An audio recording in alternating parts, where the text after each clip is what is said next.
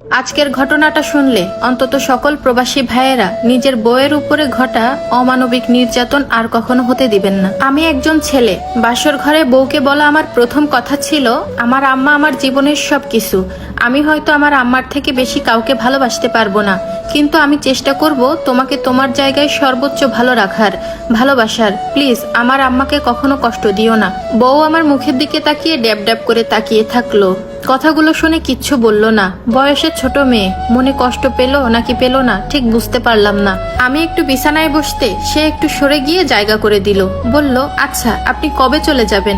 আমি একটু অপ্রস্তুত হয়ে বললাম, এই আসছে তো 5 মাসের ছুটিতে। মেয়ে দেখতে দেখতে প্রায় 1 মাস হয়ে গেল, বলতে পারো গুনে গুনে 4টা মাস আছি। এরপর আমি আমতা আমতা করে তাকে জিজ্ঞাসা করলাম, আমি তোমার নামটা ভুলে গেছি, কি যেন নাম তোমার?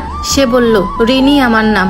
নাম বলে খিলখিল করে হাসতে লাগলো আর বিড়বিড় করে বলল, আল্লাহ এ কেমন বর, নিজের বউয়ের নাম জানে না। সিঙ্গাপুর থাকার সুবাদে বহু সুন্দরী নারী দেখার সুযোগ হয়েছে, কিন্তু খিলখিল করে হাসলে একটা মেয়েকে এত ভয়ঙ্কর সুন্দর লাগতে পারে জীবনে প্রথম উপলব্ধি করলাম। হাসতে হাসতে তার চোখে পানি চলে এসেছে। সে খুব সাবধানে চোখের পানি মুছে আবারও হাসা শুরু করে দিয়েছে। এই প্রথমবার কোনো খিলখিল করা হাসি দেখে আমি তার প্রেমে পড়ে গেলাম।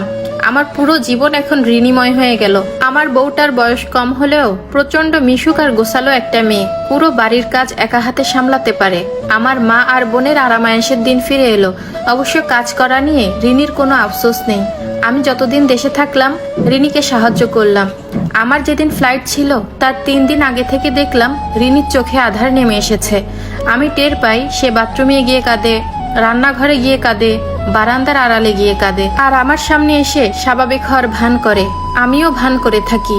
এই যে প্রতিবার প্রিয়জনদের ছেড়ে যাওয়ার কষ্ট সহ্য করতে করতে আমি আজ ক্লান্ত। মাত্র ইন্টার কমপ্লিট করার পর প্রবাসে পাড়ি জমিয়েছিলাম জীবিকার তাগিদে। আব্বা মারা যাওয়ার পর ইচ্ছা থাকতেও পড়াশোনা করতে পারিনি। 17টা বছর প্রবাসে কাটিয়েছি। এখন আর ইচ্ছা করে গায়ে দুঃখ লাগাতে মন চায় না।